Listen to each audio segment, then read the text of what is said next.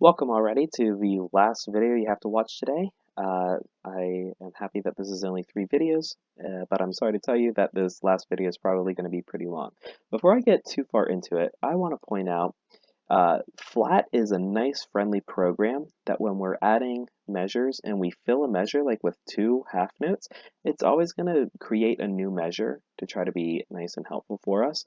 But right now, all we need is these first 4 measures. I don't need this 5th measure down here. Let me show you how to get rid of it.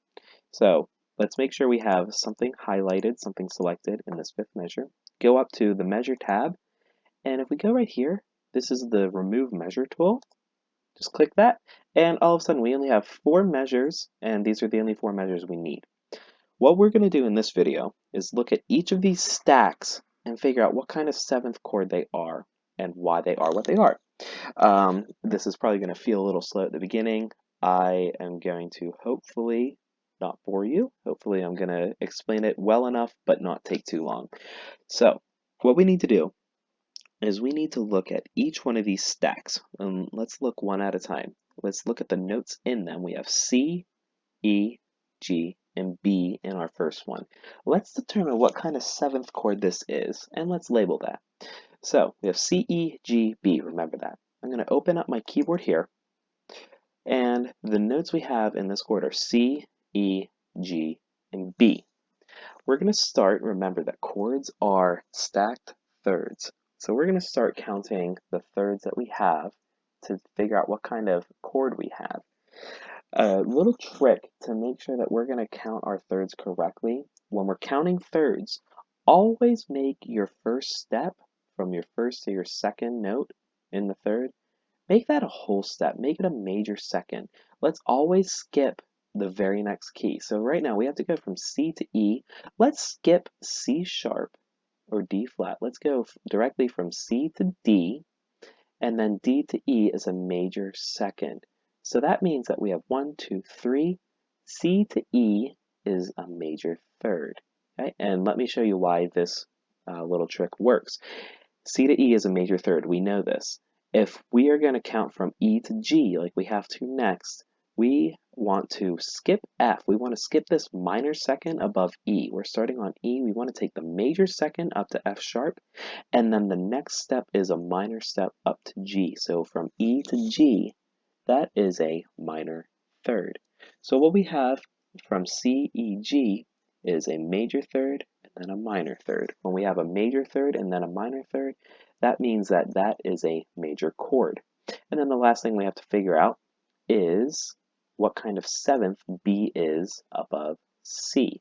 And the quick trick to figure out what kind of C is, or I'm sorry, to figure out what kind of 7th we have, is to look how far it is away from the note beneath it. So right now we're worried about C and B, the 7ths. 1, 2, 3, 4, 5, 6, 7. Remember from Ursa minor and Ursa major, minor means small and major means big.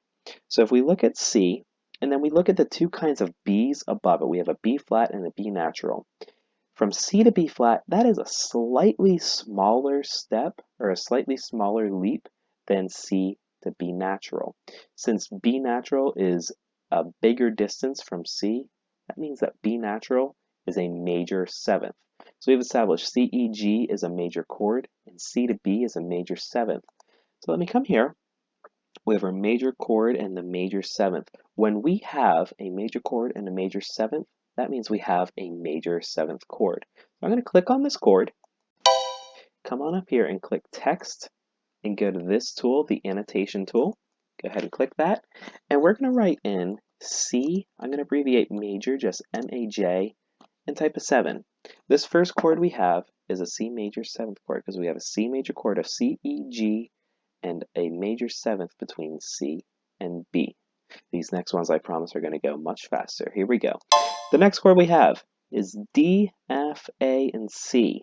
So let's come to the keyboard. We have D, F, A, and C.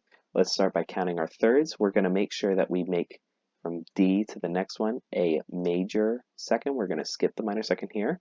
We're going to go 1, 2, and then we have a minor second for 3. We have 1, 2, 3.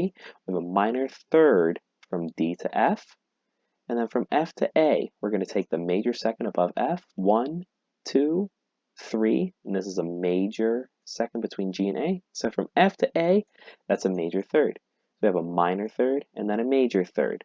When we have a minor third and then a major third on top of that, that is a minor chord.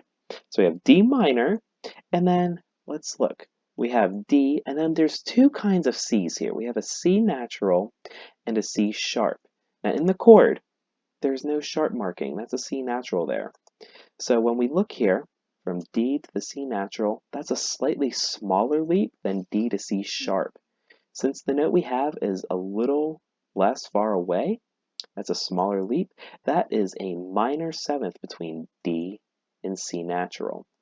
So what we have here is a minor chord of D, F, A, and we have a minor seventh of C. So let's click on that and click annotation. What we have here, I'm going to use lowercase letters because I like to use lowercase for minor. We have a D, abbreviate minor M-I-N, and hit 7. So D, F, A, C, that's a D minor seventh chord. Moving on, the next chord we have E, G, B, and D. So let's come to the keyboard very quickly this time. We're going to go E, whole step above that, and then a minor third. So a minor second from F sharp to G. We have 1, 2, 3. Minor third from E to G. The next note in the chord is B. So from G to B, we have major second, another major second. We have 1, 2, 3. We have a major third. So once again, we have minor third, major third. So we have E minor, and E to D, we can see to D natural, that's a slightly smaller leap than to D sharp. We have a D natural in this chord, so E to D natural, that's a minor seventh. We have a minor chord with a minor seventh. So just like the D minor 7, this third chord, it's going to be an E minor seventh because it has the minor chord and the minor seventh. Moving on, we have F, A, C, and E. So on the keyboard, F, A, C, E. Now we've already established that F to A is a major third when we looked at D, F, A. So we start with a major third, 1, 2, 3. And from A to C, let's make sure we don't do the minor second. Let's do the major second from A, 1, 2, and a small step to 3. So that's a minor third between A and C. Once again, we have F to A is a major third, A to C is a minor third. So that means we have F major. We have a major third, then a minor third. And then from F to E, that's a bigger leap than F to E flat. So we have a major seventh between F to E. So just like C major 7, F is going to be also a major 7. We're going to type F major 7th. Okay, here comes one of the special ones, the G. The notes we have in this chord are G, B, D, and F. So let's come to the keyboard. G to B. We're going to do the major second and another whole step. So we have 1, 2, 3. G to B is a major third. Now B to D. Let's make sure we do a major second above B. We have 1, 2, small step up to 3. So that's a minor third between B and D. So we have major third, minor third. We have G major, G, B, D. And then from G to F, that's a smaller leap than G to F sharp. So we have a minor seventh from G to F. So we're going to come back here. We have a major chord, G, B, and D, but we have a minor seventh. Now, we could call this, sometimes in jazz, you might hear this being called a major minor seventh, because we have the major chord but the minor seventh. I think that's confusing, and we're going to use mostly classical music theory in this unit. This is what we call a dominant seventh. So I'm going to write in G, I'm going to abbreviate dominant as D-O-M, and 7. G, B, D, F is the dominant 7th chord in C major. Okay, moving forward, we just have 3 more, but we've already figured out what C is. So next up, we have A, C, E, and G. Come down here. I just accidentally clicked on solitaire. I wonder if you saw that flash on your screen. I'll play solitaire once I'm done here. So the notes we have are A, C, E, and G.